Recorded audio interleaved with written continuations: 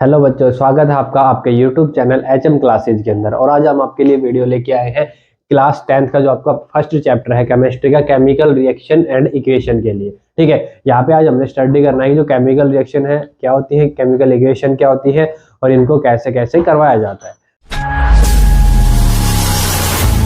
ठीक है ना। तो सबसे पहले हम बात करते हैं केमिकल रिएक्शन की। केमिकल रिएक्शन की, ठीक है, कि व्हाट आर केमिकल रिएक्शन। तो इसमें क्या कहता है कि these are the process in which new substance with new properties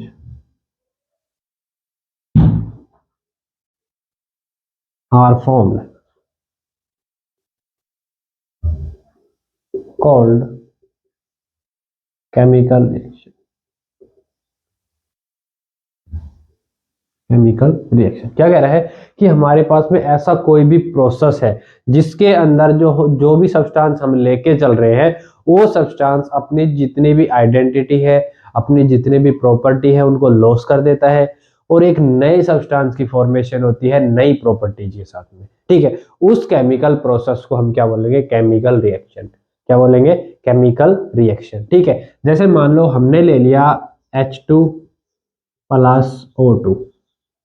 जब हमने हाइड्रोजन गैस और ऑक्सीजन गैस को कंबाइन किया, ठीक है, तो यहां से हमारे पास फॉर्मेशन हो गई H2O की, जो क्या होता है? वाटर।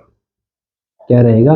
वाटर। ठीक है, तो इसमें क्या कह रहा है कि जब आप हाइड्रोजन और ऑक्सीजन गैस को कंबाइन करते हो तो वहां से आपके पास में फॉर्मेशन हो जाती है किसकी? वाटर की। किसकी फॉर्मेशन होगी? वाटर की। ठीक है ना। तो यहां से हमें क्या करना पड़ेगा? 2H2 लेंगे, O2 लेंगे और यहां से क्या बन जाएगा? 2H2O।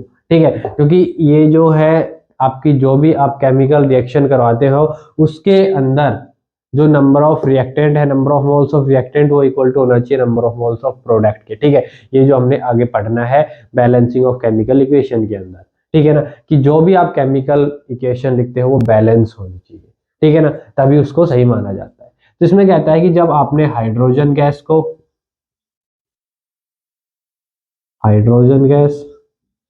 एंड ऑक्सीजन गैस, इन दोनों को जब आपने कंबाइन किया तो यहाँ पे आपके पास में फॉर्मेशन किसकी हो गई? वाटर की।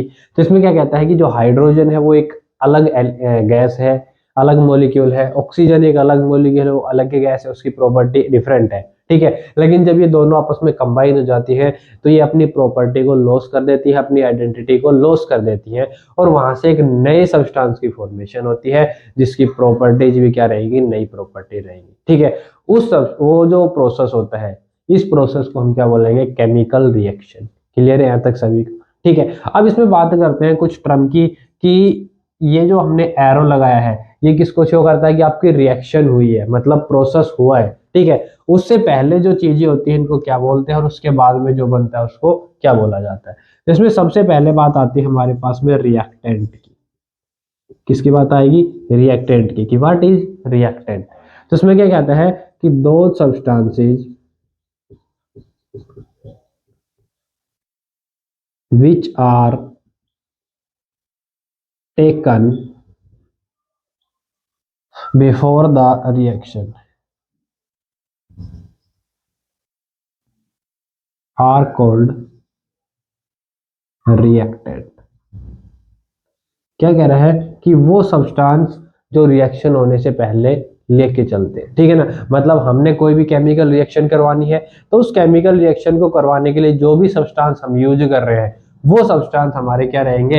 रिएक्टेंट कहलाएंगे। क्या कहलाएंगे? रिएक्टेंट। तो अगर अबोव इक्वेशन के अकॉर्डिंग इसका हम एग्जांपल लेके चले तो वहां पे हमारे पास में क्या है? H2 एंड O2, ये दोनों क्या है हमारे पास में? रिएक्टेंट है। यानी जो हाइड्रोजन गैस है और ऑक्सीजन गैस है ये दोनों क्या हमारे पास? रिएक्टेंट है, क्योंकि हमने केमिकल रिएक्शन करवाने के लिए इन दोनों को यूज किया है। तो केमिकल रिएक्शन से पहले जो चीजें होती है उनको हम क्या बोलते हैं? रिएक्टेंट बोलेंगे। इसके बाद में बात आती है प्रोडक्ट की, कि व्हाट आर प्रोडक्ट। ठीक है, तो इसमें क्या कहता है कि दो these are the substances which are formed as a result of chemical equation। ठीक है, इसमें क्या कह रहा है कि जब भी आपकी केमिकल रिएक्शन होती है तो उस केमिकल रिएक्शन का जो रिजल्ट होता है, मतलब जब भी हम केमिकल रिएक्शन करवा रहे हैं और वहां से जो हमारे पास फॉर्मेशन हो रही है, जो नए सब्सटेंस की फॉर्मेशन हो रही है, वो नया सब्सटेंस क्या कहलाएगा? प्रोडक्ट कहलाएगा। क्या कहलाएगा? प्रोडक्ट। तो यहाँ पे हम लिख सकते हैं एग्जाम्पल के अंदर कि जो हमारा H2 है वो क्या है? एक प्रोडक्ट है। H2O क्या है? प्रोडक्ट। तो ये दोनों हमारे पास में क्या आएंगे? रिएक्टेंट आएंगे, और ये हमारे पास में क्या आएगा? प्रोडक्ट आएगा। क्लियर है यहाँ तक सभी को? तो अगला जो हमारा टॉपिक है वो है केमिकल इक्वेशन की। केमिकल इक्वेशन क्या होती है? तो इसके अंदर क्या कहता है कि it is the symbolic representation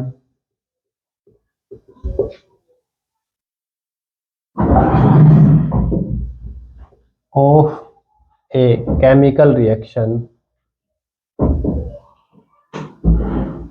in the form of symbol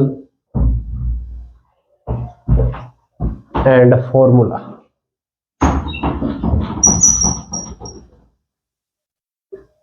of molecules और कंपाउंड। ठीक है, क्या कह रहा है कि जो हमारा केमिकल इक्वेशन होता है, केमिकल इक्वेशन क्या है कि जो भी हम केमिकल रिएक्शन करवाते हैं उस केमिकल रिएक्शन को जब हम सिंबल की फॉर्म में लिखते हैं, यानी वहां पे जो भी हम मॉलिक्यूल या जो भी कंपाउंड यानी जो भी सब्सटेंस हम यूज कर रहे हैं उस सब्सटेंस को हम किस में लिखेंगे? सिंबल की फॉर्म में लिखेंगे। तो वहां से जो इक्वेशन हमें मिलती है उस इक्वेशन को क्या बोलते हैं? Chemical equation. क्या बोलेंगे? Chemical equation. एग्जाम्पल की जैसे अगर हम बात करें तो एग्जाम्पल हम लेते हैं burning of coal. Burning of coal यानी जब कोयले को बर्न किया जाता है, ठीक है ना, तो वहां पे क्या रिएक्शन होती है? उसमें कहता है कि जो कार्बन है वो बर्न होता है ऑक्सीजन के साथ में। किसके साथ बर्न होगा? ऑक्सीजन के साथ में। और वहां से फॉर्मेशन कर लेगा किसकी? कार्बन डाइऑक्साइड की। तो ये हमारी केमिकल रिएक्शन हुई थी कि कार्बन है वो ऑक्सीजन की प्रेजेंस में बर्न हो रहा है, और बर्न होने के बाद में वो क्या बना रहा है? कार्बन डाइऑक्साइड गैस बना रहा है। तो ये जो केमिकल रिएक्शन है, अब हम इसको किस में लिखेंगे? इसके सिंबल की फॉर्म में, कि जो हमारा कार्बन होता है उसका सिंबल क्या होता है? C plus. ऑक्सीजन का सिंबल हमारे पास क्या आता है? O2। तो यहाँ से क्या बनेगा? ये दोनों आपस में बर्न होंगे, बर्न होने के बाद में क्या बना लेंगे? CO2, यानी यहाँ पे इनको हीट किया जाए। ठीक है, तो जैसे ये बर्न होंगे तो यहाँ पे क्या बनेगा? CO2। ठीक है, तो ये जो हमारी गैस बनी है CO2, ये इक्वेशन हमारी क्या कहलाएगी? केमिकल इक्वेशन कहलाएगी। क्या कहलाएगी? Chemical equation.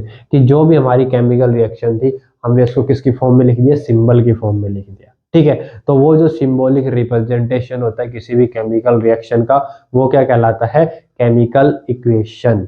ठीक है, अगला जो हमारा आता है वो आती है characteristics of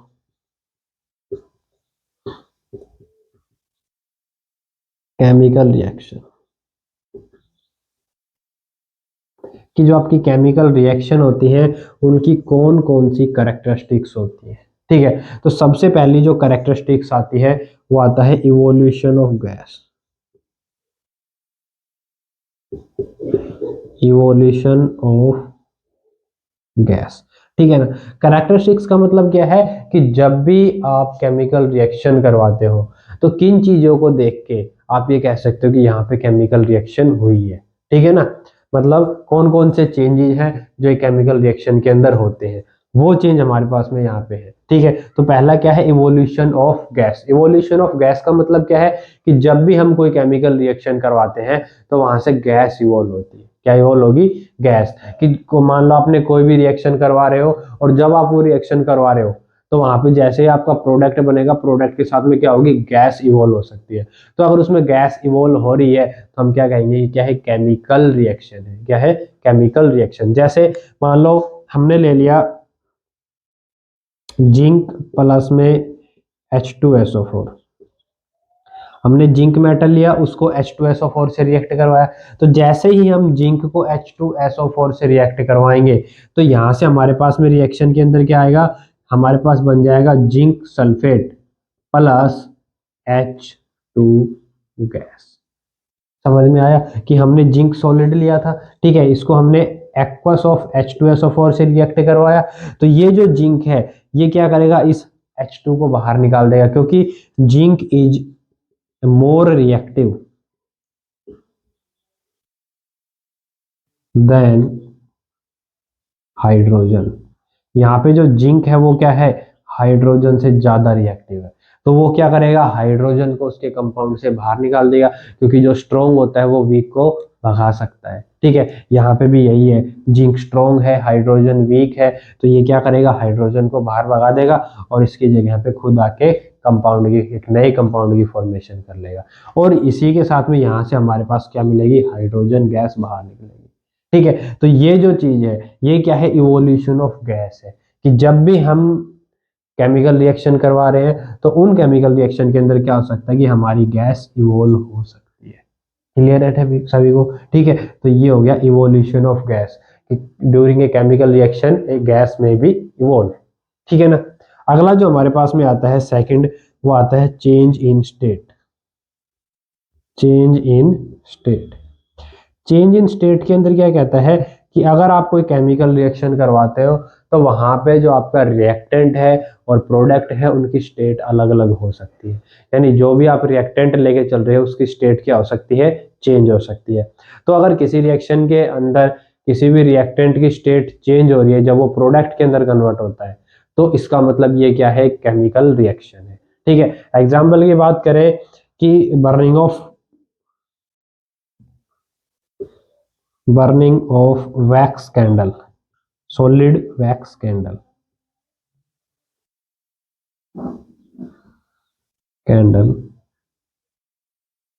changes into liquid wax। ठीक है, क्या कह रहा है कि मान लो हमने कोई भी सॉलिड वैक्स कैंडल लिया, उस कैंडल को जब हम बर्न करेंगे तो वो जो आपका सॉलिड वैक्स है वो किसके अंदर चेंज हो जाएगा, लिक्विड के अंदर। तो यहाँ पे जो हमारा रिएक्टेंट था पहले क्या था, सॉलिड था, अब वो किस में चेंज हो गया, लिक्विड के अंदर चेंज हो गया। तो यहाँ पे रिएक्टेंट से प्रोडक्ट बनते टाइम में क्या हो गया, स्टेट के अंदर चेंज हो गया, सॉलिड स्टेट से क्या आ गया, लिक्विड स्टेट के अंदर आ गया। इसका मतलब ये जो रिएक्शन है ये क्या है, केमिकल रिएक्शन है। ये रिएक्शन क्या कहलाएगी, केमिकल रिएक्शन कहलाएगी। ठीक है, इसके बाद में अगले अगर हम बात करें तो हमारे पास में थर्ड जो आता है वो आएगा हमारे पास में change in colour. Change in colour, change in colour के अंदर क्या कहता है कि बहुत सी ऐसी रिएक्शन होती हैं जिनको जब हम करवाते हैं, मतलब कोई भी केमिकल रिएक्शन हो तो वहां पे जो आपका रिएक्टेंट है उसका कलर चेंज हो जाता है, रिएक्टेंट का क्या हो जाएगा, कलर चेंज हो जाएगा। जैसे अगर हम बात करें पोटाशियम परमैंगनेट की,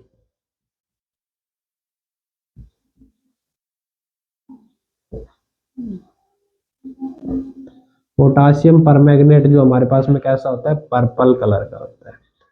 ठीक है, ये जो पर्पल कलर का पोटाशियम परमैंगनेट है, जब आप इसको सिट्रिक एसिड के साथ में रिएक्ट करवाते हो, ठीक है ना, जब ये पोटाशियम परमैंगनेट रिएक्ट करता है सिट्रिक एसिड के साथ में, तो यहाँ से इसके कलर के अंदर चेंज हो जाता है और ये कैसा हो जाता है, कलरलेस।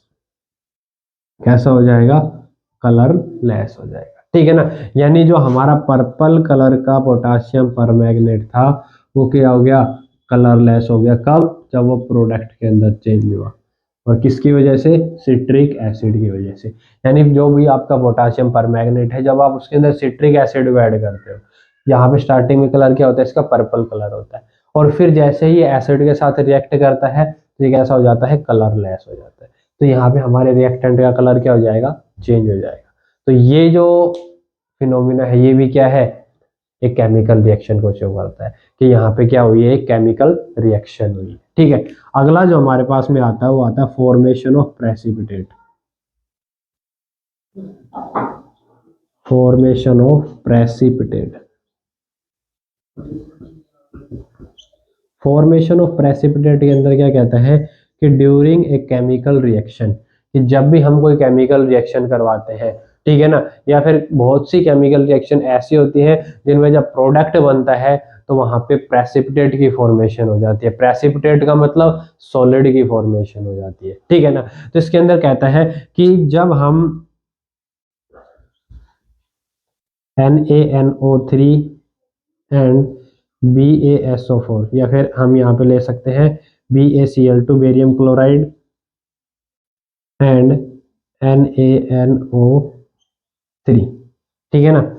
जब हम बेरियम क्लोराइड और सोडियम नाइट्रेट को रिएक्ट करवाते हैं, यहाँ पे ये दोनों एक्वस के अंदर होते हैं, ठीक है। जब इनको रिएक्ट करवाओगे तो यहाँ से आपके पास में एक प्रोडक्ट बनता है, और वो प्रोडक्ट क्या बनेगा, 2NaCl प्लस BaNO3, ठीक है। तो यहाँ से हम कितने मॉलिक्यूल्स लेंगे, 2 मॉलिक्यूल्स लेंगे, और ये हमारे पास में क्या बन जाएगा, BaNO3 2। तो इसमें क्या कहता है कि जब ये रिएक्शन करवाओगे तो ये तो आपका एक्वस के अंदर बनेगा, मतलब लिक्विड के अंदर बनेगा, लेकिन यहाँ पे बेरियम सल्फेट के क्या हो जाते हैं, प्रेसिपिटेट की फॉर्मेशन हो जाती है, ठीक है ना।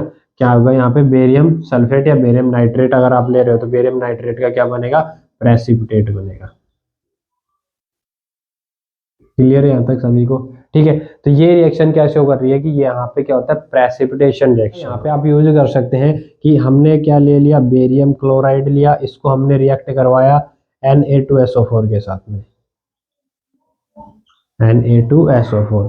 तो यहाँ से हमारे पास में क्या बनेगा, BaSO4 प्लस 2NaCl, ठीक है ना, BaSO4 प्लस में 2NaCl। तो इसके अंदर क्या कहता है कि जब भी आप बेरियम क्लोराइड को सोडियम सल्फेट से रिएक्ट करवाते हो तो यहाँ से आपके पास में बेरियम सल्फेट और क्या बन जाएगा, सोडियम क्लोराइड। तो यहाँ पे जो बेरियम सल्फेट बनेगा वो क्या बनेगा, आपके पास में प्रेसिपिटेट बनेगा। क्या बनेंगे, प्रेसिपिटेट, जिसको डाउन एरो से शो किया जाता है। और ये आपका क्या बनेगा, एक्वस सॉल्यूशन। स्टार्टिंग में दोनों क्या थे, एक्वस के अंदर थे, इसमें थे एक्वस के अंदर थे, ठीक है। तो जब हम इन दोनों को रिएक्ट करवाते हैं तो यहाँ से किसकी फॉर्मेशन हो जाती है, प्रेसिपिटेट की। इसका मतलब क्या है कि अगर आपके सॉल्यूशन के अंदर जो भी आपका प्रोडक्ट बन रहा है वहां पे प्रेसिपिटेट बन रहा है, मतलब लिक्विड के अंदर अगर सॉलिड का अमाउंट बन रहा है, ठीक है, और ये जो प्रेसिपिटेट बनते हैं ये व्हाइट कलर के बनते हैं। कैसे बनेंगे, व्हाइट कलर के प्रेसिपिटेट बनेंगे। इसका मतलब ये है एक केमिकल रिएक्शन। क्या है, केमिकल रिएक्शन है जिसके अंदर प्रेसिपिटेट की फॉर्मेशन होगी। समझ में आ गया सभी को, ठीक है। और जो भी प्रेसिपिटेट बनता है उसको डाउन एरो से शो किया जाता है, और जो भी गैस इवॉल्व होती है उसको अपर एरो से शो किया जाता है। समझ में आ गया सभी को, ठीक है। तो यहाँ से अगर आपके किसी भी रिएक्शन में प्रेसिपिटेट बन रहे हैं तो वो किसको इंडिकेट करती है कि जो भी आपकी रिएक्शन है वो क्या है, केमिकल रिएक्शन है। क्या है, केमिकल रिएक्शन, ठीक है। अगला जो आपके पास में आता है वो 5th नंबर पे हमारे पास आएगा, change in temperature. Change in temperature, change in temperature के अंदर क्या कहता है कि जब भी हम कोई केमिकल रिएक्शन करवाए तो वहां पे रिएक्शन का टेम्परेचर चेंज हो जाता है, ठीक है। उनको हम बोलते हैं एक्सोथर्मिक और एंडोथर्मिक रिएक्शन, ठीक है ना। जैसे अगर आपने लिया क्विक लाइम CaO प्लस में इसको वाटर के साथ में ऐड करवा दिया तो यहाँ से क्या होता है, CaOH यानी कैल्शियम हाइड्रोक्साइड प्लस में हीट की फॉर्मेशन होती है, ठीक है। ये रिएक्शन आपने नॉर्मली घर पे भी देखी होगी। जब भी हम पेंटिंग करते हैं तो उसके अंदर हम क्या यूज करते हैं, क्विक लाइम का यूज करते हैं, ठीक है। और ये जो आपका क्विक लाइम होता है, जैसे इसके अंदर वाटर को मिक्स किया जाता है, ठीक है ना, तो यहाँ पे फॉर्मेशन हो जाती है स्लेक्ड लाइम, स्लेक्ड लाइम, ठीक है ना। और उसके साथ में बहुत ज्यादा अमाउंट में हीट बाहर निकलती है। तो ये क्या है, एक एक्सोथर्मिक प्रोसेस है, मतलब हीट को बाहर निकलने वाले रिएक्शन है। तो यहाँ पे रिएक्शन का जो टेम्परेचर है वो इंक्रीज हो जाता है, ठीक है ना। तो ये रिएक्शन क्या है, चेंज इन टेम्परेचर में। तो इसको भी हम क्या बोलेंगे, एक केमिकल रिएक्शन बोलेंगे। समझ में आ गया, क्लियर है सभी को। तो ये था हमारा कैरेक्टरिस्टिक्स ऑफ केमिकल रिएक्शन, कि जब भी कोई केमिकल रिएक्शन होती है तो वहां पे क्या क्या चेंज हमें देखने को मिल सकते हैं। तो सबसे पहला जो चेंज आएगा वो आएगा इवोल्यूशन ऑफ गैस, कि वहां पे कोई भी गैस इवोल्व हो सकती है। दूसरा जो हमारे पास आता है चेंज इन स्टेट, कि जो रिएक्टेंट है और जब प्रोडक्ट बनते हैं तो उनकी स्टेट चेंज हो जाती है, ठीक है। तीसरा है चेंज इन कलर, कि जो भी आपका रिएक्टेंट है जब प्रोडक्ट बनता है तो वहां पे उसके कलर में भी चेंज हो सकता है। अगला जो हमारे पास आता है फॉर्मेशन ऑफ प्रेसिपिटेट, कि जब आप एक्वस सॉल्यूशन ले रहे हो, ठीक है, तो वहां से जब भी प्रोडक्ट बनता है तो उसमें प्रेसिपिटेट की फॉर्मेशन हो जाती है। और लास्ट जो आएगा वो आएगा चेंज इन टेम्परेचर, कि अगर आप कोई केमिकल रिएक्शन करवाते हैं तो वहां पे आपका जो रिएक्शन का टेम्परेचर है वो चेंज हो सकता है। ठीक है, तो ये सारी है कैरेक्टरिस्टिक्स ऑफ केमिकल रिएक्शन। हाँ तो बच्चों अगला जो हमारा टॉपिक आता है वो आता है टाइप्स ऑफ केमिकल रिएक्शन। ये जो केमिकल रिएक्शन है कितने कौन कौन से टाइप की होती है, ठीक है। तो मेनली सबसे पहले जो हमारे पास में आती है वो आती है कम्बिनेशन रिएक्शन। कौन सी आएगी? Combination reaction. कम्बिनेशन रिएक्शन के अंदर क्या कहता है कि कौन सी रिएक्शन को हम कम्बिनेशन बोलेंगे, तो उसमें कह रहा है तो कौन सी रिएक्शन को कॉम्बिनेशन रिएक्शन बोलेंगे। तो इसमें कहता है, देखो कॉम्बिनेशन का मतलब क्या होता है? कंबाइन होना। क्या रहेगा? कंबाइन होना। तो इसमें कहता है कि रिएक्शन इन विच टू और more substance combine to form a single product, single substance. ठीक है, क्या कह रहा है कि वो रिएक्शन जिसके अंदर दो या दो से ज्यादा सब्सटेंस कंबाइन होंगे और वो एक सिंगल सब्सटेंस की फॉर्मेशन कर लेंगे, उस रिएक्शन को हम क्या बोलेंगे? Combination reaction. ठीक है, एग्जांपल लेके चलते हैं। एग्जांपल के अंदर सबसे पहला एग्जांपल हम ले लेते हैं formation of water. Formation of water जो होता है, मतलब वाटर की जो फॉर्मेशन होती है वो एक कॉम्बिनेशन रिएक्शन है। क्यों है? क्योंकि जब भी हम वाटर की फॉर्मेशन करते हैं तो उसके अंदर हमारी जो हाइड्रोजन और ऑक्सीजन गैस है, हाइड्रोजन और ऑक्सीजन गैस आपस में कंबाइन होती है और वहां से वो H2O की फॉर्मेशन यानी वाटर की फॉर्मेशन कर लेते हैं। तो यहाँ पे हमारे पास दो सब्सटेंस थे, अलग अलग दोनों सब्सटेंस आपस में कंबाइन हुए और एक सिंगल सब्सटेंस की फॉर्मेशन कर ली। तो ये जो रिएक्शन है ये हमारी क्या कहलाएगी? कॉम्बिनेशन रिएक्शन कहलाएगी। क्या कहलाएगी? Combination reaction. सेकंड एग्जांपल लेते हैं हम, फॉर्मेशन ऑफ स्लैक्ड लाइम।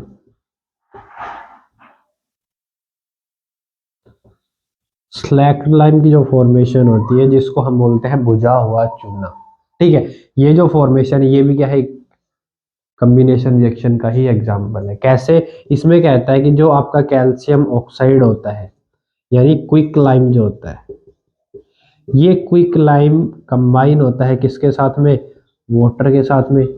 यानी जब हम क्विक लाइम को वाटर के अंदर डिजोल्व करते हैं तो यहाँ से हमारे पास में केमिकल रिएक्शन होती है जिसमें फॉर्मेशन हो जाती है स्लैक्ड लाइम की, यानी CaOH2। इसको हम बोलते हैं slaked lime.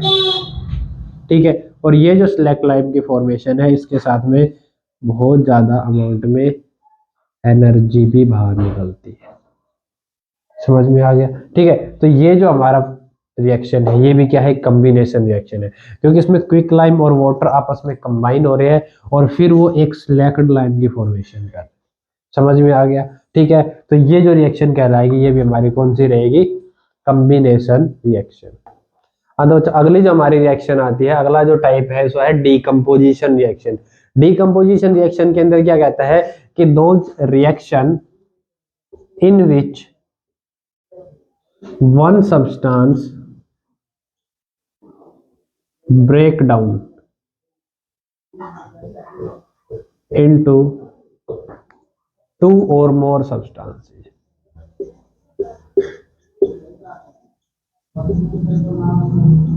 are called decomposition reaction।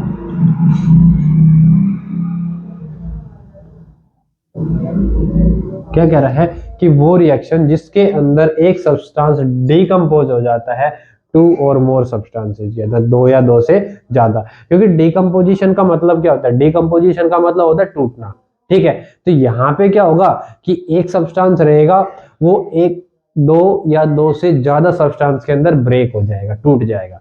तो वो रिएक्शन हमारी क्या कहलाएगी? Decomposition reaction. ठीक है, यानी यहाँ पे नॉर्मली हम कह सकते हैं कि आप अगर आपने लेके चल रहे हो ए है, उससे आपका क्या बनेगा? B+C। तो इस टाइप की जो रिएक्शंस आएंगी वो हमारी कौन सी रहेंगी, डीकंपोजिशन रिएक्शंस रहेंगी। ठीक है, एक नॉर्मली एग्जांपल लेते हैं, हमने ले लिया कार्बन डाइऑक्साइड। जो कार्बन डाइऑक्साइड है जब ये ब्रेक होगा, ठीक है ना, इसको जब ब्रेक करवाएंगे तो यहां से फॉर्मेशन होगी कार्बन प्लस में ऑक्सीजन की। किसकी फॉर्मेशन होगी, कार्बन प्लस में ऑक्सीजन। कार्बन डाइऑक्साइड एक गैस होता है, यहाँ से हमारे पास में सॉलिड कार्बन मिलेगा और क्या मिलेगी, ऑक्सीजन गैस मिलेगी। ठीक है, तो यहाँ पे हमारे पास में एक CO2 था, ब्रेक हुआ, दो बन गए। समझ में आया, तो इसका मतलब इसका क्या हो गया, डीकंपोजिशन हो गया, टूट गया। तो ऐसी जो रिएक्शन होती है उनको हम क्या बोलते हैं, डीकंपोजिशन रिएक्शन। ठीक है, इसके बाद में बात करते हैं टाइप्स ऑफ डीकंपोजिशन रिएक्शन की। टाइप्स ऑफ डीकंपोजिशन रिएक्शन, तो अगर आप टाइप्स की बात करें तो इसके भी 3 टाइप होते हैं। कितने टाइप आएंगे, 3। तो देयर आर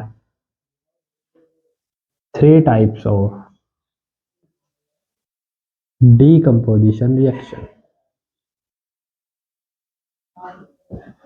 डीकंपोजिशन रिएक्शन के कितने होते हैं, 3 टाइप्स होते हैं। ठीक है ना, पहला जो आपका आता है वो आता है इलेक्ट्रोलाइटिक डीकंपोजिशन। इलेक्ट्रोलाइटिक डीकंपोजिशन के अंदर क्या कहता है कि decomposition in presence of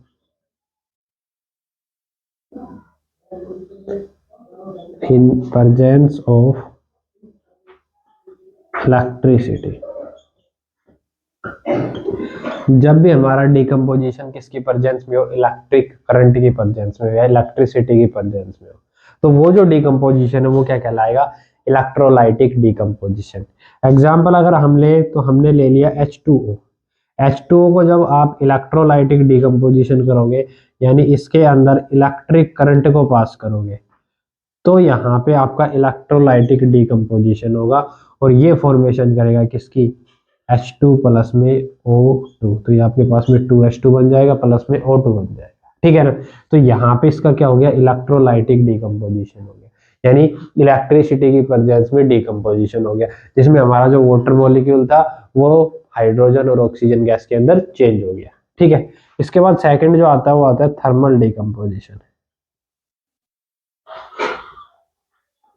thermal decomposition, thermal का मतलब देखो, डीकंपोजिशन का मतलब तो यहाँ पे भी वही है कि कोई ना कोई चीज ब्रेक होगी, टूटेगी, लेकिन थर्मल का मतलब क्या है, थर्मल का मतलब है हीट। क्या है, हीट। मतलब डीकंपोजिशन,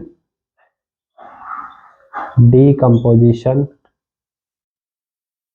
ऑन हीटिंग, कि जब भी हम किसी चीज को हीट करें और वो क्या हो जाए, डीकंपोज हो जाए, तो क्या कहलाता है, थर्मल डीकंपोजिशन कहलाएगा। समझ में आ गया।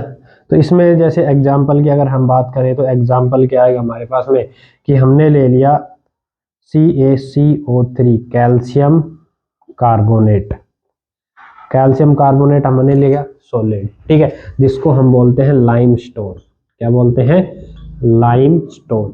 ठीक है, इसको जब आप हीट करते हो, ये जो डेल का जो सिंबल होता है किसका होता है, हीट का सिंबल होता है। किसका होता है, हीट का। तो जब भी आपको एरो के ऊपर डेल दिखे, इसका मतलब वहां पे हीटिंग हो रही है, उस चीज को हीट किया जा रहा है। ठीक है, तो कहता है कि लाइमस्टोन है, सॉलिड है हमारे पास में, इसको जब हम हीट करेंगे तो ये चेंज हो जाता है कैल्शियम ऑक्साइड, जिसको हम बोलते हैं क्विक लाइम। क्या बोलते हैं, क्विक लाइम। ये भी क्या होता है हमारे पास में, सॉलिड, प्लस में यहां से CO2 गैस इवॉल्व होती है। कौन सी गैस इवॉल्व होगी, CO2 गैस, जो क्या करती है, लाइम वाटर को मिल्की करती है। समझ में आ गया। कई बार क्वेश्चन आता है कि कौन सी गैस है जो लाइम वाटर को मिल्की करती है, तो कार्बन डाइऑक्साइड गैस है। क्लियर है सभी को, ठीक है ना। तो यहाँ पे जब भी हम जो हमारा लाइम वाटर रहेगा उसमें CO2 मिलाएंगे तो उसको क्या करेगी, मिल्की कर देगी। ठीक है, तो इसमें कहता है कि जो आपका कैल्शियम कार्बोनेट था यानी लाइमस्टोन था, वो ब्रेक हुआ, मतलब जब हम उसको हीट किया तो वो ब्रेक हुआ और वहां से क्या बन गया, क्विक लाइम यानी CaO बन गया, plus carbon dioxide gas evolve हो गई। ठीक है, तो यहाँ पे अगर हम देखें तो इवोल्यूशन ऑफ गैस भी हो रहा है, यानी ये केमिकल रिएक्शन है। ठीक है, और ये कौन सी केमिकल रिएक्शन है, थर्मल डीकंपोजिशन है। मतलब केमिकल रिएक्शन है, उसके अंदर डीकंपोजिशन है, और डीकंपोजिशन कौन सा, थर्मल डीकंपोजिशन। क्लियर है सभी को, ठीक है। इसके बाद में थर्ड जो टाइप आता है इसका, वो आता है हमारे पास में फोटोलाइटिक डिकम्पोजिशन।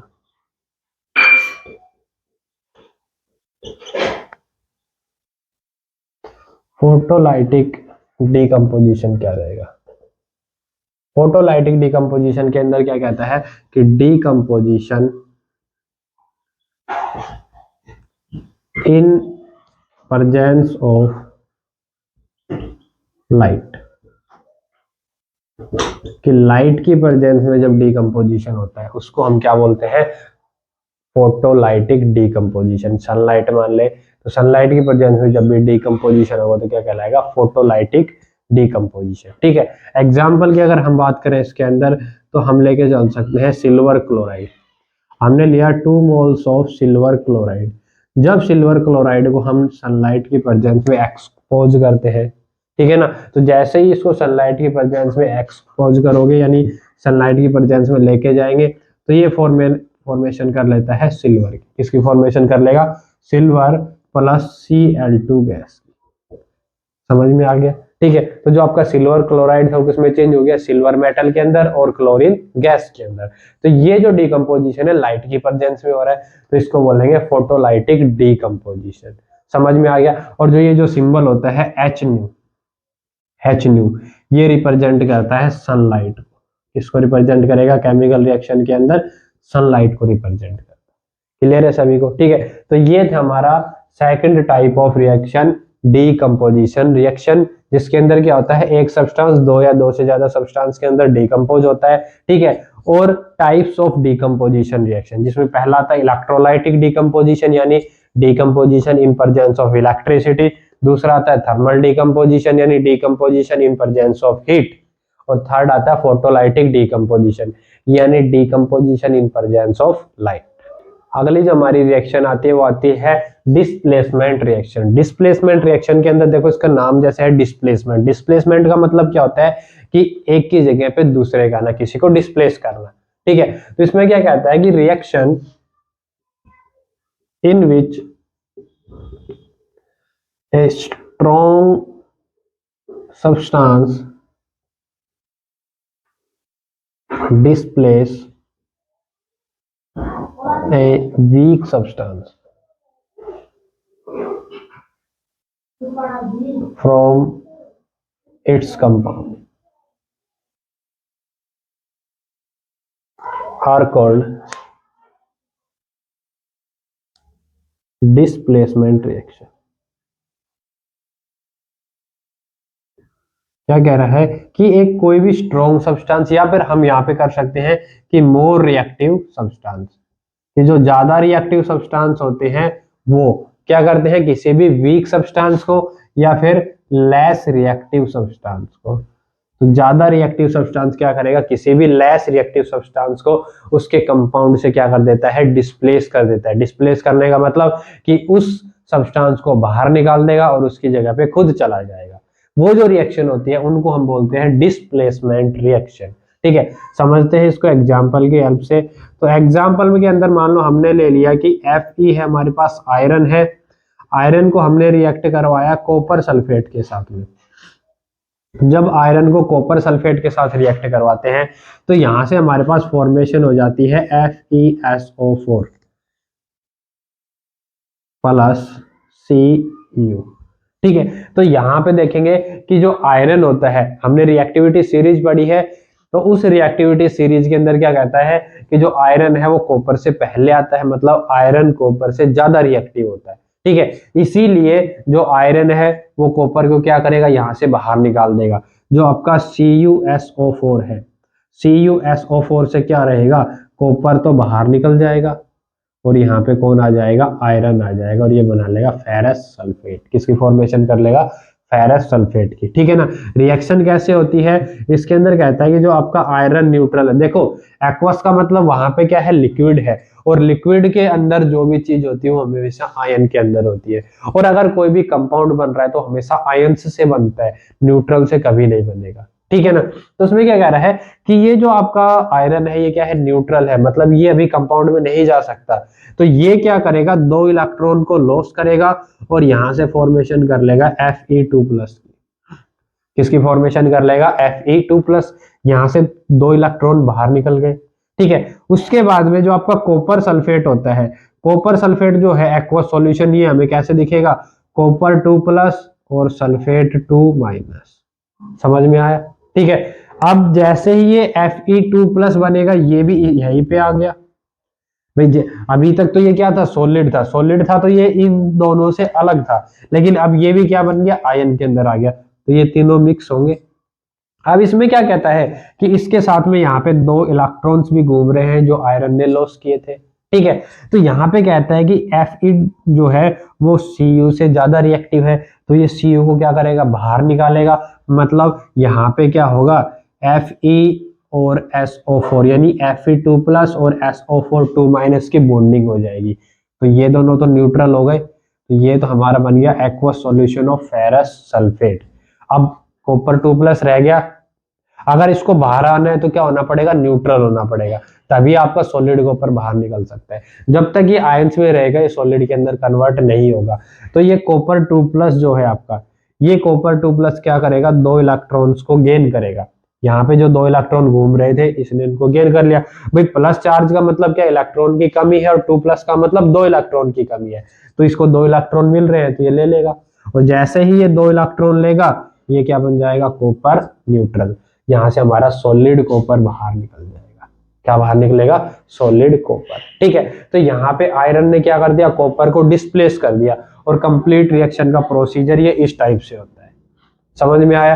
ठीक है। तो ये जो रिएक्शन होती है इनको हम क्या बोलेंगे, डिस्प्लेसमेंट रिएक्शन। ठीक है। एक और एग्जांपल ले लेते हैं, जैसे हमने ले लिया जिंक। जिंक को जब हम कॉपर सल्फेट से रिएक्ट करवाते हैं, तो यहाँ पे जो जिंक है वो भी कॉपर से ज्यादा रिएक्टिव होता है। जिंक क्या होता है, कॉपर से ज्यादा रिएक्टिव होता है। तो ये क्या करेगा, जिंक सल्फेट की फॉर्मेशन कर लेगा, प्लस में कॉपर आपका बाहर निकल जाएगा। सेम टू सेम यही प्रोसीजर रहेगा इसका भी। ठीक है ना? तो यहां से भी क्या हो गया, जिंक ने कॉपर को डिस्प्लेस कर दिया, तो ये हमारा क्या कहलाएगा, डिस्प्लेसमेंट रिएक्शन। क्या कहलाएगी, डिस्प्लेसमेंट रिएक्शन। अगली जो हमारी प्रॉपर रिएक्शन आती है वो आती है double displacement reaction. Double displacement reaction के अंदर क्या कहता है कि ये एक रिएक्शन है जिसके अंदर 2 बार डिस्प्लेसमेंट होता है। डबल का मतलब 2 बार, और डिस्प्लेसमेंट जो अभी हुआ था वही है। लेकिन इसके अंदर जो डिस्प्लेसमेंट होता है ना, इसमें क्या कहता है कि यहाँ पे आयंस का एक्सचेंज होता है। किसका एक्सचेंज होगा, आयंस का एक्सचेंज होगा। मतलब अगर आप 2 रिएक्टेंट है आपके पास में, दोनों को रिएक्ट करवा रहे हो, तो वो अपने आयन एक्सचेंज करेंगे और वहां से एक नए प्रोडक्ट की फॉर्मेशन करते हैं। ठीक है। तो इसमें क्या कहता है कि those reaction in which new substances are formed by the exchange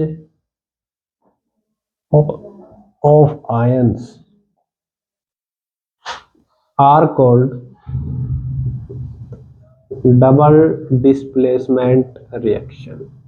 उस रिएक्शन को हम क्या बोलेंगे, डबल डिस्प्लेसमेंट रिएक्शन, जिसके अंदर हमारे पास में नए सब्सटेंस की फॉर्मेशन होगी, और जो नए सब्सटेंस बनेंगे वो क्या बनेंगे, एक्सचेंज ऑफ आयन से, आयन का एक्सचेंज करके।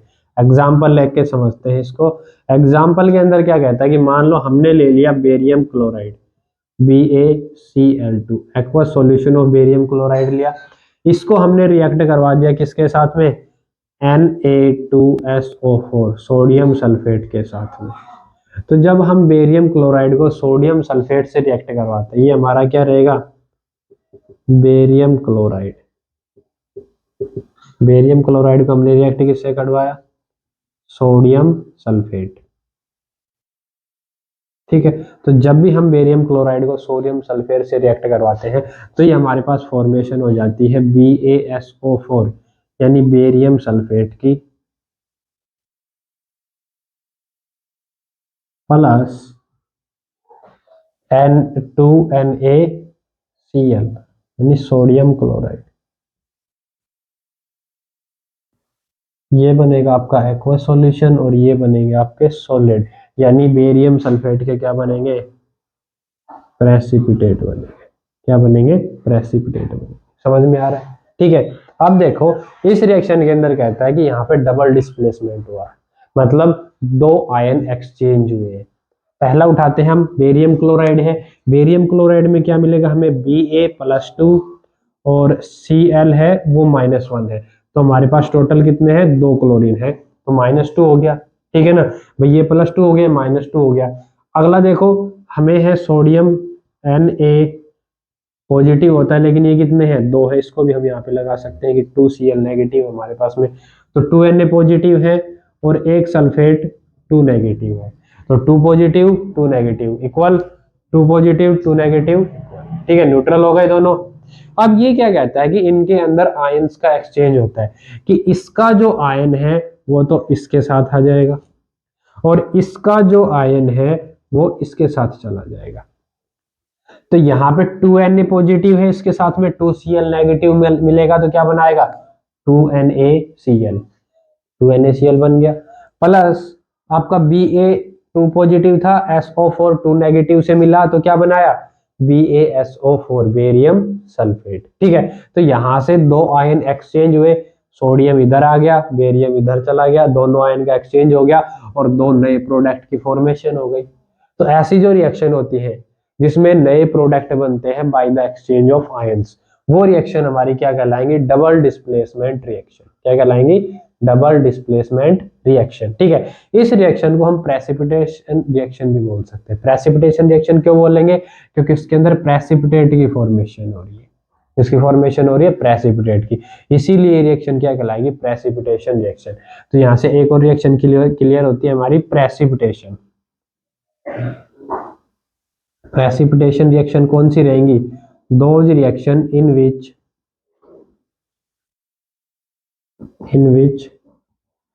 precipitate are formed as a result of chemical reaction। कि जब भी हम केमिकल रिएक्शन करवाए और वहां से हमारे पास क्या बन जाए, प्रेसिपिटेट। प्रेसिपिटेट मेनली लिक्विड के अंदर सॉलिड की फॉर्मेशन होती है, कि जो सॉल्यूशन लिक्विड रहेगा और उसमें कुछ सॉलिड पार्ट बनना शुरू हो जाएगा, वो क्या कहलाते हैं, हमारे प्रेसिपिटेट कहलाते हैं। तो जब भी आपकी प्रेसिपिटेट की फॉर्मेशन होती है तो वो रिएक्शन क्या कहलाती है, प्रेसिपिटेशन रिएक्शन। अगली जो हमारी रिएक्शन आती है वो आती है रेडॉक्स रिएक्शन। रेडॉक्स रिएक्शन के अंदर देखो क्या आता है, रेडॉक्स रिएक्शन जो होती है ना, वो 2 रिएक्शन का कॉम्बिनेशन है। सबसे पहले हम बात करते हैं रेडॉक्स का मतलब क्या है। रेडॉक्स 2 चीजों से मिलकर बना है। रेड जो है यहाँ पे, रेड का मतलब होता है रिडक्शन, क्या होता है, रिडक्शन, और ऑक्स का मतलब होता है यहाँ पे ऑक्सीडेशन। क्या रहेगा, ऑक्सीडेशन। यानी रेडॉक्स रिएक्शन को पढ़ने से पहले आपको पढ़ना पड़ेगा रिडक्शन एंड ऑक्सीडेशन। ठीक है, तो अगर हम बात करें कि रेडॉक्स रिएक्शन क्या है, तो इसमें क्या कहता है कि those reaction in which reduction and oxidation takes place at same time। ठीक है, क्या कह रहा है कि जब भी आप रिएक्शन करवाओ और उसी टाइम पे, एक ही टाइम पे उस रिएक्शन के अंदर ऑक्सीडेशन भी हो जाए और रिडक्शन भी हो जाए, तो वो जो रिएक्शन आती है वो क्या कहलाती है, रेडॉक्स रिएक्शन कहलाती है। क्या कहलाएगी, रेडॉक्स रिएक्शन। ठीक है, तो सबसे पहले बात करते हैं what is reduction and oxidation. ठीक है, तो अगर हम बात करें ऑक्सीडेशन की, कि ऑक्सीडेशन क्या होता है, तो ऑक्सीडेशन के अंदर क्या कहता है कि द रिएक्शन, या फिर हम नॉर्मली बोल सकते हैं कि एडिशन ऑफ ऑक्सीजन और रिमूवल ऑफ हाइड्रोजन। कि अगर आपका किसी भी एटम या किसी भी मॉलिक्यूल या कंपाउंड से ऑक्सीजन रिमूव होता है, बाहर निकलता है, या फिर उसके अंदर हाइड्रोजन ऐड होता है, तो वो जो रिएक्शन है वो क्या कहलाएगी, ऑक्सीडेशन। क्या कहलाएगी, ऑक्सीडेशन। एक और डेफिनेशन आती है इसकी in term of electron transfer, तो उसके अंदर क्या कहता है कि लॉस ऑफ इलेक्ट्रॉन, क्या कह रहा है, loss of electron is called oxidation. कि अगर इलेक्ट्रॉन का लॉस हो रहा है तो इसका मतलब वहां पे क्या हो रहा है, ऑक्सीडेशन हो रहा है। क्या हो रहा है, ऑक्सीडेशन। अगली जो डेफिनेशन आती है वो आती है कि अगर आपके ऑक्सीडेशन नंबर है उसकी टर्म में। तो इसमें कहता है कि increase in oxidation number, increase in oxidation number is called oxidation. कि अगर आपका जो भी एटम है उसका ऑक्सीडेशन नंबर इंक्रीज हो रहा, मतलब उस एटम का ऑक्सीडेशन हो गया। समझ में आ गया? चलो एग्जांपल देखते हैं। एग्जांपल के अंदर मान लो हमने ले लिया मैग्नीशियम लिया, मैग्नीशियम के साथ में मैंने ऑक्सीजन को ऐड किया O2। ठीक है, तो यहां से हमारे पास में क्या बन के आएगा, मैग्नीशियम ऑक्साइड।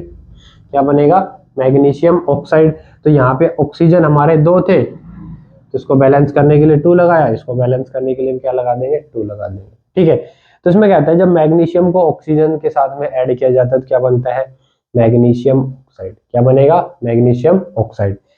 यहाँ पे देखो जो मैग्नीशियम था उसके साथ में अब कौन आ गया, ऑक्सीजन आ गया। पहले यहाँ पे मैग्नीशियम अकेला था, अब उसके साथ में कौन आ गया, ऑक्सीजन आ गया। तो यहाँ पे मैग्नीशियम का क्या हो गया, ऑक्सीडेशन हो गया। क्या हो गया, ऑक्सीडेशन। समझ में आया? ठीक है, अब बात करें इसकी लॉस ऑफ इलेक्ट्रॉन की टर्म में। तो मान लो हमारे पास में है सोडियम। क्या है, सोडियम। सोडियम क्या करता है, एक इलेक्ट्रॉन को लॉस करता है और क्या बना लेता है, Na+। ठीक है, तो जब सोडियम एक इलेक्ट्रॉन लॉस करके Na+ बनाता है तो यहाँ पे इसका क्या हो रहा है, लॉस ऑफ इलेक्ट्रॉन। सोडियम क्या कर रहा है, इलेक्ट्रॉन को लॉस कर रहा है। तो जब ये Na से Na+ बनता है तो भी ये क्या होगा, ऑक्सीडेशन होगा। क्या हो जाएगा, ऑक्सीडेशन। ठीक है, थर्ड जो कॉन्सेप्ट है इंक्रीज इन ऑक्सीडेशन नंबर, वो भी यहीं से क्लियर होता है। ऑक्सीडेशन नंबर क्या होता है कि किसी भी एटम के ऊपर जो चार्ज होता है वही उसका ऑक्सीडेशन नंबर कहलाता है। ठीक है, सोडियम है, न्यूट्रल है, एलिमेंट्री स्टेट में है, तो यहाँ पे इसका ऑक्सीडेशन नंबर 0 रहेगा। क्या रहेगा, 0। ठीक है, तो यहाँ पे ऑक्सीडेशन नंबर क्या था, 0। अब इसके ऊपर क्या आ गया, +1 चार्ज आ गया। +1 चार्ज आने का मतलब इसका ऑक्सीडेशन नंबर इंक्रीज हो गया 0 से 1। 0 से 1 हो रहा है तो ऑक्सीडेशन नंबर क्या हो रहा है, इंक्रीज हो रहा है। और अगर ऑक्सीडेशन नंबर इंक्रीज हो रहा है तो इसका मतलब इसका क्या हो गया, ऑक्सीडेशन हो गया। क्या हो गया, ऑक्सीडेशन। तो ये जो आपकी प्रोसेस होता है इसको हम क्या बोलते हैं, ऑक्सीडेशन। यानी ये जो केमिकल रिएक्शन है, ये जो आपकी रिएक्शन है या फिर ये जो प्रोसेस है, इस प्रोसेस को क्या बोला जाएगा, ऑक्सीडेशन। अब स्टडी करते हैं रिडक्शन को। तो रिडक्शन के अंदर क्या आता है, तो रिडक्शन के लिए क्या कह रहा है कि यहां पे आपका क्या आएगा, एडिशन ऑफ हाइड्रोजन। ऑक्सीडेशन का एकदम रिवर्स होता है रिडक्शन, एडिशन ऑफ हाइड्रोजन और रिमूवल ऑफ ऑक्सीजन। कि अगर हाइड्रोजन ऐड हो या फिर ऑक्सीजन रिमूव हो, दोनों में से एक होना चाहिए। चाहे तो हाइड्रोजन ऐड हो जाए, चाहे ऑक्सीजन रिमूव हो जाए, तो वो क्या कहलाएगा, रिडक्शन। ऑक्सीडेशन का एकदम रिवर्स है, उल्टा है। ठीक है ना, तो यहाँ पे एडिशन ऑफ हाइड्रोजन क्या कहलाएगा, रिडक्शन, या रिमूवल ऑफ ऑक्सीजन भी क्या कहलाएगा, रिडक्शन। अगला कॉन्सेप्ट देखते हैं, तो उसके अंदर हमने पढ़ा है इलेक्ट्रॉन की टर्म में।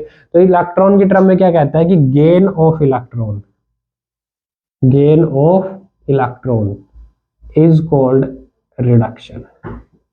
कि अगर आप इलेक्ट्रॉन को गेन कर रहे हैं, कि आपका जो कोई भी एटम है वो अगर इलेक्ट्रॉन्स को गेन करता है, इसका मतलब उसका रिडक्शन हो रहा है।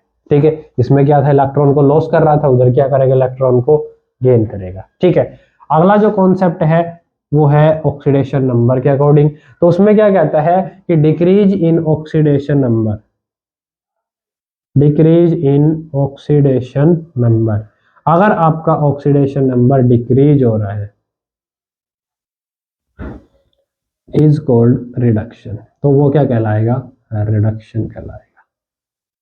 समझ में आ गया? ठीक है ना, मतलब अगर हमारे एटम का ऑक्सीडेशन नंबर रिएक्टेंट से प्रोडक्ट में क्या हो रहा है, डिक्रीज हो रहा है, तो उसका मतलब उसका क्या हो रहा है, रिडक्शन हो रहा है। चलो एग्जांपल लेते हैं। एग्जांपल के अंदर मान लो हमने ले लिया SO2 सल्फर डाइऑक्साइड, इसको हमने रिएक्ट करवाया H2O किसके साथ में, H2 के साथ में। ठीक है, तो यहां से हमारे पास में बन गया S+ में 2H2O। तो ये हमने 2 मॉलिक्यूल्स 2H2 के ले लिए। ठीक है, तो यहाँ पे क्या कहता है, आपके पास में सल्फर डाइऑक्साइड था, H2 से रिएक्ट करवाया, क्या बन गया, सल्फर प्लस में 2H2O। तो यहाँ पे जो आपका सल्फर है इसका क्या हो गया, रिडक्शन, क्या हो गया, रिडक्शन हो गया। रिडक्शन कैसे हुआ है, तो उसमें क्या क्या रहे कि यहाँ पे सल्फर के पास में ऑक्सीजन था, प्रोडक्ट में गया तो ऑक्सीजन बाहर निकल गया, लॉस ऑफ ऑक्सीजन हो गया। और लॉस ऑफ ऑक्सीजन का मतलब क्या होता है, रिडक्शन होता है। समझ में आया, ठीक है। अगला जो कॉन्सेप्ट आता है हमारा वो करते हैं हम किसकी टर्म में, इलेक्ट्रॉन गेन। इलेक्ट्रॉन गेन की टर्म में क्या आएगा कि मान लो हमने क्लोरीन लिया है, ठीक है, क्लोरीन अपना ऑक्टेट कंप्लीट करने के लिए क्या करता है, 1 इलेक्ट्रॉन को गेन करता है। देखो क्लोरीन जो होता है इसकी वैलेंस सेल में 7 इलेक्ट्रॉन प्रेजेंट होते हैं, ठीक है। तो ये अपना ऑक्टेट कंप्लीट हो जाए यानी वैलेंस सेल में 8 इलेक्ट्रॉन कंप्लीट हो जाए, उसके लिए क्या करेगा, 1 इलेक्ट्रॉन को गेन करता है, क्योंकि नॉन मेटल है, नॉन मेटल इलेक्ट्रॉन को गेन करती है, मेटल हमेशा इलेक्ट्रॉन को लॉस करती है, ठीक है। ये समझ याद रखना सभी कि मेटल जो रहेगी वो हमेशा इलेक्ट्रॉन को लॉस करेगी और नॉन मेटल क्या करेगी, गेन करेगी, ठीक है। तो ये नॉन मेटल थी, इलेक्ट्रॉन गेन किया और क्या बन गई, Cl नेगेटिव, क्या बन गया, Cl नेगेटिव। तो यहाँ पे आपका जो क्लोरीन है उस क्लोरीन एटम का क्या हो गया, रिडक्शन हो गया। उसने क्या कर लिया, इलेक्ट्रॉन्स को गेन कर लिया, और जो भी इलेक्ट्रॉन को गेन करता है मतलब उसका क्या हो गया, रिडक्शन। क्लियर है, ठीक है। अब बात करते हैं ऑक्सीडेशन नंबर की टर्म में। ऑक्सीडेशन नंबर की टर्म में देखो यहाँ पे क्लोरीन है हमारे पास में, यहाँ पे क्लोरीन क्या है, न्यूट्रल है, ठीक है ना। अगर क्लोरीन न्यूट्रल है तो उसका ऑक्सीडेशन नंबर कितना आएगा, 0। कितना आएगा, 0। इसको आप ये भी लिख सकते हो कि क्योंकि हम सिर्फ क्लोरीन नहीं लेके चलते हैं, ये हमेशा Cl2 की फॉर्म में होता है, तो ये 2 इलेक्ट्रॉन गेन कर लेगा और क्या बना लेगा, 2Cl नेगेटिव बना लेगा, क्या बना लेगा, 2Cl नेगेटिव, ठीक है। तो यहाँ पे जो आपका क्लोरीन था वो कितना था, 0, क्योंकि एलिमेंट्री स्टेट में है, यहीं पे स्टेबल होता है, Cl2 की फॉर्म में स्टेबल है, और जो भी चीज जिस फॉर्म में स्टेबल होती है ना वहां पे उनका ऑक्सीडेशन नंबर 0 होता है, तो इसका ऑक्सीडेशन नंबर 0। अब ये बन गया Cl नेगेटिव, Cl नेगेटिव बना तो यहाँ पे इसके ऊपर क्या आ गया, -1 चार्ज, तो यहाँ पे ऑक्सीडेशन नंबर 0 था, प्रोडक्ट में जाता है कितना हो गया, -1। तो जैसे इसका ऑक्सीडेशन 0 से -1 हुआ, डिक्रीज हो गया, भाई ये 0 यहाँ से -1 डिक्रीज हुआ, डिक्रीज होने का मतलब क्या है कि इसका क्या हो गया, रिडक्शन हो गया, क्या हो गया, रिडक्शन, ठीक है। समझ में आ गया। तो ये है आपका दोनों कॉन्सेप्ट ऑक्सीडेशन एंड रिडक्शन का, ठीक है। अब बात करते हैं रेडॉक्स रिएक्शन की। तो रेडॉक्स रिएक्शन कौन सी रहेगी, वो रिएक्शन जिसमें ऑक्सीडेशन एंड रिडक्शन दोनों एक साथ हो। जिस भी रिएक्शन के अंदर ऑक्सीडेशन और रिडक्शन दोनों एक साथ होते हैं वो कहलाती है रेडॉक्स रिएक्शन, ठीक है। जैसे एक सिंपल सा एग्जांपल लेते हैं हम, जिंक प्लस में CuSO4, यहां से हमारे पास में क्या बनेगा, जिंक SO4 प्लस में Cu। ये कहता है कि ये एक रेडॉक्स रिएक्शन है। क्या है, रेडॉक्स रिएक्शन है। कैसे है वो देखिए, जिंक है अपनी एलिमेंट्री स्टेट में तो इसका ऑक्सीडेशन नंबर 0 रहेगा, ठीक है। यहाँ पे मैंने बताया था कॉपर सल्फेट के अंदर क्या होता है, कॉपर 2 प्लस सल्फेट -2, ठीक है। और अब हमारे पास में क्या बन गया, जिंक सल्फेट, तो जिंक सल्फेट में क्या आएगा, जिंक 2 प्लस सल्फेट -2, और कॉपर अपनी एलिमेंट्री स्टेट में आ गया यानी न्यूट्रल हो गया तो 0। समझ में आया। अब देखो जिंक था, 0 से क्या बन रहा है, +2, पहले 0 था, प्रोडक्ट में गया तो क्या बन गया, +2 हो गया। भाई यहाँ पे इसका ऑक्सीडेशन नंबर 0 है, जैसे ही प्रोडक्ट में गया तो कितना हो गया, +2, तो यहाँ पे ऑक्सीडेशन नंबर इंक्रीज हो गया, इंक्रीज होने का मतलब इसका हो गया ऑक्सीडेशन। और जब इसका ऑक्सीडेशन हुआ उसी टाइम पे जो कॉपर 2 प्लस था वो प्रोडक्ट में जाके क्या हो गया, 0 हो गया। कॉपर 2 प्लस प्रोडक्ट में जाके क्या हो रहा है, 0, मतलब 2 प्लस से 0 डिक्रीज हो रहा है, और जैसे ही ऑक्सीडेशन नंबर डिक्रीज हुआ इसका क्या हो गया, रिडक्शन हो गया। क्या हो गया, रिडक्शन। अगला हमारे पास में बच गया सल्फेट 2 नेगेटिव, इधर भी क्या है, सल्फेट 2 नेगेटिव, इसका ना तो ऑक्सीडेशन हो रहा है ना ही रिडक्शन हो रहा है। तो ये जो प्रोसेस है, ये दोनों प्रोसेस जब एक साथ होते हैं कि ऑक्सीडेशन हो रहा है उसी टाइम पे रिडक्शन, तो जो कंप्लीट रिएक्शन है वो क्या कहलाएगी, रेडॉक्स रिएक्शन कहलाएगी। क्या कहलाएगी, रेडॉक्स रिएक्शन। समझ में आ गया सभी को, क्लियर है, ठीक है। ये है हमारी अगली लास्ट जो इनकी टाइप आती है, रेडॉक्स रिएक्शन। आज हमारा टॉपिक आता हुआ था balancing of chemical reaction. Balancing of chemical reaction के अंदर क्या कहता है कि जब भी आप केमिकल रिएक्शन करवाते हो तो ये जो केमिकल रिएक्शन है ये फॉलो करते हैं लॉ ऑफ कंजर्वेशन ऑफ मास को। किसके ऊपर बेस होती है ये, law of conservation of mass. Law of conservation of मास क्या कहता है? लॉ ऑफ कंजर्वेशन ऑफ मास कहता है कि अगर आप कोई भी केमिकल रिएक्शन करवा रहे हो तो उसके अंदर ना तो आप रिएक्टेंट या प्रोडक्ट को फॉर्म कर सकते हो, ना ही डिस्ट्रॉय कर सकते हो। मतलब जब भी हम केमिकल रिएक्शन करवाते हैं तो वहां पे जो आपका मास ऑफ रिएक्टेंट है वो हमेशा इक्वल होना चाहिए मास ऑफ प्रोडक्ट के, ठीक है ना। यानी mass of reactant is always equal to mass of product. समझ में आ गया? ये होता है law of conservation of mass. तो इसी को ध्यान में रखते हुए, इसी के ऊपर बेस हम क्या करते हैं, किसी भी केमिकल रिएक्शन को बैलेंस करते हैं, ठीक है। बैलेंस का मतलब क्या होता है कि जो भी आपकी केमिकल रिएक्शन है उसके अंदर जो रिएक्टेंट और प्रोडक्ट है उसके जो नंबर ऑफ मोल्स है वो दोनों साइड इक्वल होने चाहिए। मतलब जितने एटम आपके रिएक्टेंट में है उतने ही एटम किस में होने चाहिए, प्रोडक्ट के अंदर होने चाहिए। समझ में आ गया? ठीक है, यानी ना तो आपका मैटर है वो फॉर्म होगा और ना ही डिस्ट्रॉय होगा। तो इसी इसी के लिए हम क्या करते हैं, किसी भी रिएक्शन को बैलेंस करते हैं। तो बैलेंसिंग ऑफ केमिकल रिएक्शन के अंदर जो मेथड यूज किया जाता है वो हमारा होता है hit and trial method. Hit and trial method.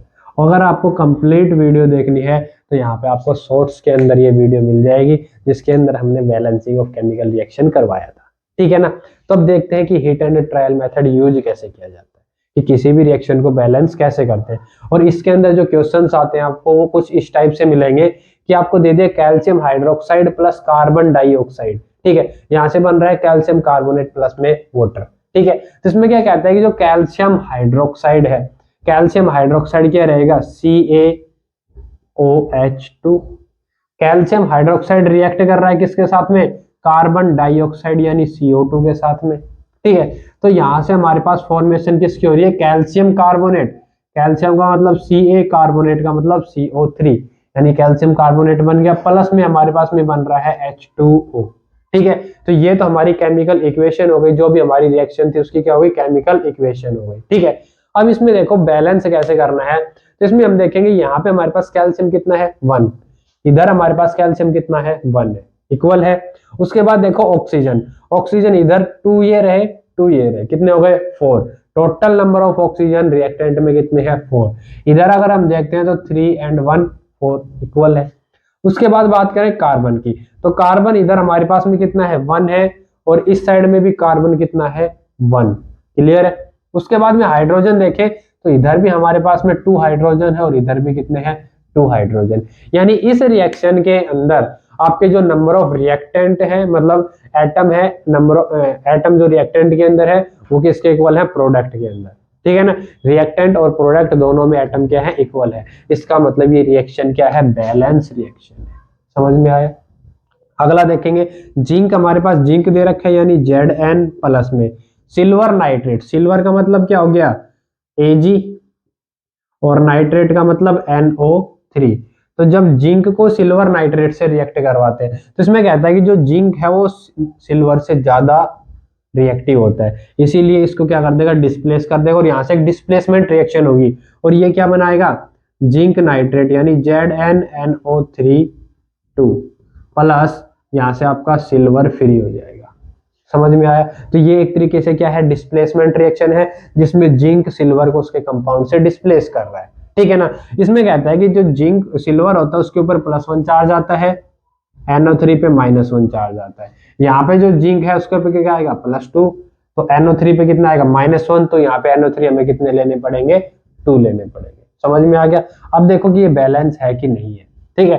तो यहाँ पे एक जिंक था, इधर भी हमारे पास में एक जिंक है। उसके बाद देखेंगे सिल्वर इधर भी एक है और इधर भी कितना है एक, लेकिन नाइट्रोजन अगर आप देखते हो तो यहाँ पे नाइट्रोजन कितने हैं 2, नाइट्रोजन इधर कितने हैं 2 और ऑक्सीजन कितने हैं हमारे पास में 3 2 जा 6, 2 नाइट्रोजन है 6 ऑक्सीजन है। इधर आ जाओ, इधर 1 नाइट्रोजन है और 3 ऑक्सीजन है, तो हम क्या करें, इसको 2 से मल्टीप्लाई कर दे। इसको किससे मल्टीप्लाई कर दे 2 से। जब इसको 2 से मल्टीप्लाई करोगे तो 2 नाइट्रोजन हो गए, 2 3 जा 6 ऑक्सीजन हो गए। इधर भी 2 नाइट्रोजन हो गए, 2 3 जा 6 ऑक्सीजन हो गई। यहाँ पे भी जिंक एक है, इधर भी जिंक एक है, ठीक है ना। अब यहाँ पे बच गया सिल्वर, सिल्वर कितने हो गए यहाँ पे 2 और यहाँ पे सिल्वर कितना है 1, तो इसको हम क्या करेंगे 2 से मल्टीप्लाई कर देंगे। ठीक है। एक बात हमेशा याद रखना, जब भी आप बैलेंसिंग कर रहे हो तो बैलेंसिंग के अंदर जो भी चीज आप मल्टीप्लाई कर रहे हो ना, वो हमेशा यहीं पे होगी, उसको कभी भी नीचे मत लगाना। समझ में आया?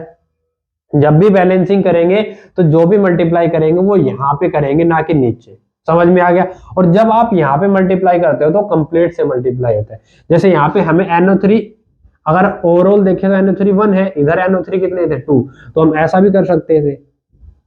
समझ में आया? लेकिन हम ऐसा नहीं कर सकते, ठीक है ना। तो जब भी आप मल्टीप्लाई करोगे ना, वो मल्टीप्लाई हमेशा कहाँ पे होगा? इधर होगा, मोल्स के अंदर होगा। नंबर ऑफ मोल्स मल्टीप्लाई होंगे, इनको मोल्स बोला जाता है, ठीक है। तो जब आप नंबर ऑफ मोल्स को मल्टीप्लाई करोगे ना, तो सभी से मल्टीप्लाई होगा। यानी ये दो है, सिल्वर से भी होगा, नाइट्रोजन से भी होगा और ऑक्सीजन से भी होगा। तो इसी के लिए हमने इसको सिल्वर को भी यहाँ से 2 से मल्टीप्लाई कर दिया। अब जो हमारी रिएक्शन आई है वो क्या आई है? Balance chemical reaction. समझ में आ गया? ठीक है। अगला देखते हैं, हमारे पास में है जिंक कार्बोनेट। जिंक का मतलब होता है Zn, कार्बोनेट का मतलब होता है CO3। तो जिंक कार्बोनेट था, यहां से आपके पास में क्या बन गया? जिंक ऑक्साइड यानी ZnO बन गया। क्या बन गया? ZnO प्लस इधर बन गया कार्बन डाइऑक्साइड यानी CO2। ठीक है। सबसे पहली बात है कि आपको फॉर्मूले ध्यान होने चाहिए, ठीक है, तभी आप इन रिएक्शंस को कर सकते हो। और एग्जाम के अंदर आपको ये रिएक्शंस जरूर ही जरूर मिलेंगे। इंपॉर्टेंट रिएक्शन है, इंपॉर्टेंट टॉपिक है ये, इस केमिकल रिएक्शन वाले टॉपिक चैप्टर का, ठीक है ना। तो यहाँ पे हमारे पास आया जिंक कार्बोनेट, यहाँ से बना जिंक ऑक्साइड प्लस में CO2 कार्बन डाइऑक्साइड। यहाँ पे देखेंगे कि जिंक कार्बोनेट के अंदर जिंक कितना है? 1। इधर भी जिंक कितना है? 1 है। इधर कार्बन ऑक्सीजन कितने हैं? 3। इधर ऑक्सीजन 2 प्लस 1 कितने हो गए? 3 हो गए। इधर कार्बन कितना था? 1। और इधर भी कार्बन कितना है? 1। यानी number of atom in reactant is equal to number of atom in product, hence the given chemical equation is balance. ठीक है। अगला जो आता है पोटाशियम। पोटाशियम का फॉर्मूला क्या होता है? K प्लस, इसको हमने रिएक्ट करवाया H2O यानी वाटर के साथ में। यहां से हमारे पास क्या बन रहा है? Potassium hydroxide. पोटाशियम के लिए K, हाइड्रोक्साइड के लिए लगाते हैं OH। ठीक है। तो KOH बन गया, प्लस में हाइड्रोजन यानी H2 बाहर निकलेगा। चाहे यहाँ पे हाइड्रोजन गैस लिखे, चाहे यहाँ पे हाइड्रोजन लिखे, हमेशा आपको H2 ही लिखना है। कभी भी H को सिंगल मत लिख देना, क्योंकि ये अनस्टेबल होता है। सिंगल H क्या होता है? अनस्टेबल होता है। समझ में आ गया? इसीलिए इसको हमेशा H2 लिखा जाता है, ठीक है। तो यहाँ पे अगर हम देखें तो इधर हमारे पास में पोटाशियम 1 था, इधर भी पोटाशियम कितना है? 1 है। यहाँ पे हाइड्रोजन देखेंगे 1 और 2 कितने हो गए? 3। इधर हमारे पास हाइड्रोजन कितना है? 2 है, ठीक है। और ऑक्सीजन यहाँ पे 1 है और इधर भी कितना है? 1। तो यहाँ पे 3 है, यहाँ पे कितने हैं? ये 2 हाइड्रोजन है। तो अगर हम इसको 2 से मल्टीप्लाई कर दे तो कितना हो गया? 2 2 जा 4। इधर कितना बचा? 3। तो इसको भी मैं 2 से मल्टीप्लाई कर दूं तो यहाँ पे भी हाइड्रोजन कितना हो गया? 2 and 2 4। इधर भी हाइड्रोजन 2 2 जा 4। अब ऑक्सीजन कितना हुआ? 2। इधर भी ऑक्सीजन कितना हो गया? 2 हो गया। पोटाशियम कितना हुआ? 2। यहाँ पे पोटाशियम 1 था तो इसको भी हमने क्या कर दिया? 2। तो इस टाइप से हिट एंड ट्रायल मेथड लगा के आप किसी भी रिएक्शन को बैलेंस कर सकते हो। और इस चैप्टर का सबसे मोस्ट इंपोर्टेंट टॉपिक है जो जरूर आता है एग्जाम्स के अंदर। क्लियर है सभी को? समझ में आ गया? ये था आज का हमारा topic, balancing of chemical reaction.